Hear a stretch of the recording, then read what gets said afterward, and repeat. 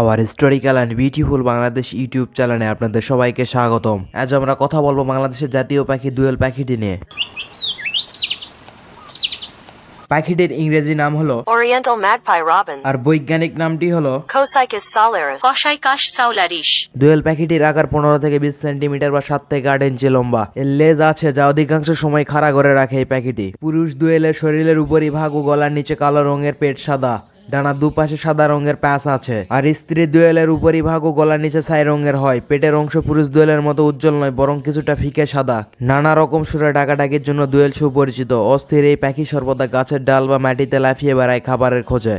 কীটপতঙ্গ, ছোট ছোট পোকা এদের প্রধান খাবার। কখনো কখনো সন্ধ্যার আগে আগে এরা খাবারের খুঁজে বের হয়। পুরুষ দোয়েল স্ত্রী দোয়েলের আকৃষ্ট করার জন্য মিষ্টি সুরে ডাকাডাকি করে। প্রয়োজন না হলে দোয়েল এক নাগারে বেশি দূর ওড়ে না, মাটিতে লাফিয়ে লাফিয়ে খাবার খোঁজে।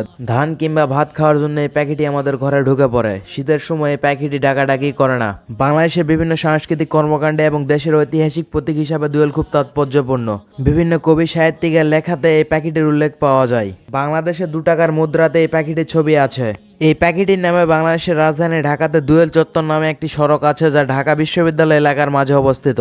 জানুয়ারি থেকে জুলাই মাস এদের প্রজননকাল। এই সময় পুরুষ দোয়েল স্ত্রী দোয়েলকে আকৃষ্ট করার জন্য গাছের ডালে বসে হরেক সুরে ডাকাডাকি করে। ডিম দেওয়ার 7 দিন আগে গাছের কোটরে বা ছাদের কার্নিশে এরা বাসা বানিয়ে নেয়। সাধারণত 5 থেকে 6টি ডিম দেয় এরা। ডিমের রং ফিকে নীল বা সবুজ রঙের হয়ে থাকে। স্ত্রী দোয়েল ডিমের তা দেয়। 8 থেকে 16 দিন পর ডিম ফুটে বাচ্চা বের হয়। প্রজননকালে পুরুষ দোয়েল আগ্রাসী হয়ে ওঠে, তখন বাসার আশেপাশে অন্য কোনো পাখিকে আসতে দেয় না এই পাখিটি বাংলাদেশ ছাড়াও ভারত, পাকিস্তান, শ্রীলঙ্কা, ইন্দোনেশিয়া, চীন, ফিলিপাইন ইত্যাদি দেশে দেখতে পাওয়া যায়।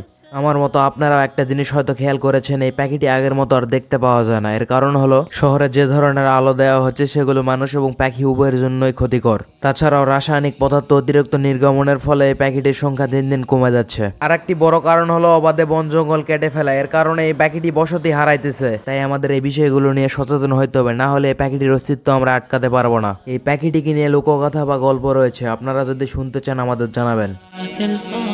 আপনাদের সবাইকে অসংখ্য ধন্যবাদ। ভিডিওটি ভালো লাগলে আমাদের চ্যানেলটি সাবস্ক্রাইব করে আমাদের পাশে থাকুন। ধন্যবাদ।